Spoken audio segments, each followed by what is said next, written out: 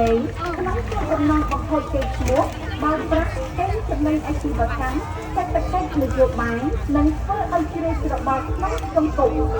យើងរួមគ្នាប្រយុទ្ធធ្វើឲ្យស្រួលច្របល់ក្នុងសង្គមយើងរួមគ្នាប្រយុទ្ធប្រឆាំងព័ត៌មានខ្លាំងក្លា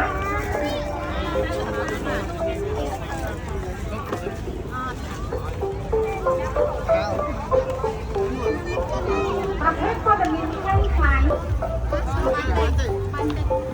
ប្រភេទព័ត៌មានខ្លាំងខ្លាយមានដំណឹងខ្លាំងខ្លាយព័ត៌មានខ្លាំងបន្លំព័ត៌មានបំភ្លៃព័ត៌មានអន់ច្រឡំការផលិតនិងចែកចាយព័ត៌មានខ្លាំងខ្លាយធ្វើឲ្យប៉ះពាល់កិត្តិយសបុគ្គលគ្រូយើងរួមគ្នាប្រយុទ្ធប្រឆាំងព័ត៌មានខ្លាំងខ្លាយkhông chán đây à?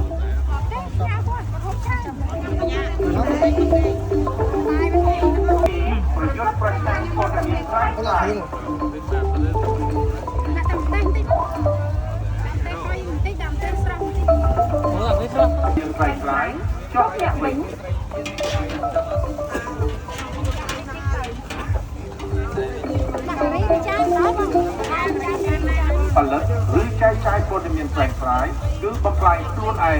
និងគ្រួសារយើងចូលរួមលុបកុំឲ្យខ្លាយជាជនរងគ្រោះដោយសារព័ត៌មានខ្លាំងខ្លាយយើងត្រូវជៀសទាត់ព័ត៌មានមុននឹងផ្សព្វផ្សាយនិងចែកចាយបន្តបងមកជាម្ចាស់រថយន្តបានលឺហើយបានតែអញ្ជើញបាក់ចេញបងដល់ម៉ោងដែលត្រូវបិទបាចរាចរណ៍សម្រាប់ស្មារតីហើយបើដូចនេះទៅក្នុងលេខ240រហូតដល់ភោជនីយដ្ឋានប្រេសាទបើតារត់មកជួយចេញបាទសូមអរគុណ